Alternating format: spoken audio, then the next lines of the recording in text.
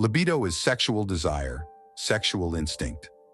In women, libido manifests itself in the desire for intimacy, in obtaining the fullness of orgasm during intimacy, and in general determines the satisfaction of women from sexual contact. There are biological and psychological sides of libido. Especially important for women is the psychological side. There are no clear boundaries and norms of sexual desire. For someone, sex is a daily necessity, someone is enough once in a couple of months. And it does not depend on gender, just like in character, all people differ in sexual temperament. Here the most important thing that the temperaments in the couple coincided. Female sexuality is not weaker than male, it is only much more diverse. But the sex drive can change in the same person during life, which is also normal. So, let's start from the biological side. Now let's break down the main factors that affect the libido of women. First are the sex hormones, in particular estrogen and progesterone. During ovulation, estrogen production peaks. At this time, a woman feels most sexually attractive, shows more interest in intimacy. During contact, gets more pronounced orgasms. This is very logical because the ultimate goal of any sexual contact, from the point of view of physiology, is the birth of a new life, the continuation of the species. The second is gynecological diseases. If a woman has any gynecological diseases that lead to painful sensations or discomfort during sexual contacts, then positive emotions or orgasm is out of the question. What kind of diseases are these? Chronic or acute diseases of the pelvic organs. The way out is 1. Gynecologist consultation and elimination of the causes of pain and discomfort. Mental disorders can occur. All processes associated with pleasure, attraction, run in our head, as conditioned by the work of dopamine receptors, the exchange of dopamine and serotonin. So in manic forms of the disorder, when there is an excess of dopamine, there is an increased interest in sexual intercourse. In anxiety-depressive states, when taking antidepressants, even in depression caused by decreased thyroid function, there is a decrease in libido. Bad habits also have an effect. Alcohol only in small doses increases libido. With increasing doses or prolonged use of alcohol has the opposite effect. Smoking causes vasospasm and impaired microcirculation, including in the vessels of the brain. At the same time, nicotine can cause erectile dysfunction in men and decrease sensitivity of the clitoris in women. Drugs affect in different ways, mainly increasing libido, but long and difficult to achieve orgasm. And this happens only at the moment of action of the drug, followed by an anxious depressive state, when libido decreases and there is no pleasure from pure sex. Moderate, regular physical activity improves blood flow, increases endorphins in the body, and gives a lot of positive results, including an effect on libido. Good tone of the pelvic floor muscles allows both women and men to get more vivid sensations during sexual intercourse. If scientists have come to any conclusion about sexual desire, it is this: diversity is the norm. In both men and women, there is a great variety of expressions of sexuality, and desire can be high, low, or non-existent. There is no right or wrong type or level of libido for either individuals or couples. However, today we are far removed from the outdated ideas of the past, when women were considered to be either insatiable and voluptuous nymphomaniacs or creatures completely devoid of sexuality. Today, more and more scientists recognize that female desire cannot be described in a few simple terms and bring to a single denominator. In different women, and even in the same woman, it expresses itself in different ways. The spectrum of its manifestations is extremely diverse. We are also gradually beginning to realize that the mechanisms of sexual desire in men and women may differ to a much lesser extent than has hitherto been assumed. For decades, researchers have assumed that men have a greater need for sex than women, especially since this has been regularly supported by large-scale studies. However, according to the latest information, the differences between the sexes in this matter may be much less pronounced or even absent.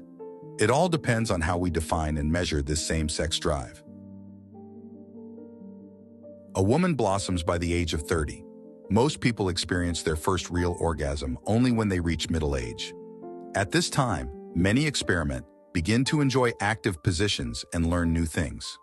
Some become attracted to things that previously seemed unacceptable: sex on the kitchen table, oral caresses, the use of accessories from the sex shop. By this age, many women already have children. About 6 months after childbirth, the body recovers. The hormonal system functions differently. Erogenous zones change. Even for the most exemplary wives, this is the most dangerous period. A few years after childbirth is a surge of sexual energy. Physiologically, a woman may lack a husband. After all, if he is the same age, the woman still needs to excite him. Yes, and it is unlikely that he will be able to surprise anything. Marital duty has long gone by the wayside. Sex with one partner becomes predictable and boring. At this time, there is often a fear that there is now. This is the limit. There will be no more fans, admiration, first kisses. Panicking, the woman tries to repeat all this again and again before it is too late. It is during this period that the experience of same-sex love is most likely to occur. In women between 40 and 50, sex becomes secondary. The adventurous spirit passes, but the maternal instinct becomes more acute. Children have already grown up, so the woman falls maternal tenderness on her spouse. At this age, small children are adored, and there are dreams of grandchildren. Because of the weakening of sexual needs, a woman begins to take less care of herself. As a rule, gets fat, cools down to clothes and jewelry, but more attention begins to pay to her health. Sometimes she agrees to fulfill marital duty only because of a sense of responsibility to the man. At this age, spouses often start sleeping in separate beds. A third of women over 55 admit that with retirement, their interest in and need for sexual life increases. Physiological sensations do not lose any of their vividness, but psychology has a kind of breakdown. Women are no longer confident in their attractiveness, so they become more tolerant of extramarital relationships and short-term, non-committal relationships. In addition, during this period comes menopause. In 2 to 3 years after the cessation of menstruation begins an active aging process, which instantly affects the appearance. But from a psychological point of view, menopause is a definite plus. There are fewer obstacles. For example, disappears the eternal fear of unwanted pregnancy, affects the psychological state of women and the change in hormonal levels. In the body, increases the amount of androgens, hormones that are produced by the adrenal glands. They determine sexual desire. During sex, people touch and look at those parts of the partner's body, touching which would excite them, British scientists have found out. In this case, women like to touch not at all to those parts of the male body, stimulation of which would excite the men themselves, but men's touches to the female body, as a rule, coincide with the preferences of the partner. From an evolutionary point of view, it is believed that sexual arousal is promoted primarily by touching the genitals, but partners often caress parts of each other's body, located far from the intimate places. Stimulation of such erogenous zones can cause arousal and even lead to orgasm. The breasts, nipples, lips, neck and nape, ears, buttocks and inner thigh were recognized as the most significant. However, it was not entirely clear why partners touch certain parts of each other's bodies and to what extent it is related to their own expectations and preferences. Men like touching women's breasts and genitals more, and the back of the head, neck, and shoulders less, although women themselves liked it. Women were aroused by touching men's breasts and shoulders, although men themselves did not enjoy it. But when touching legs and feet, women were less aroused than men whose feet were touched.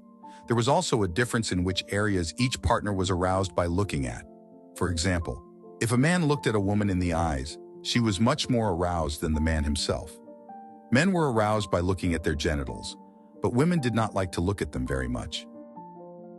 The study shows that when it comes to caressing and gazing during intercourse, we may treat our partner's body as a mirror of our own desires, the researchers conclude.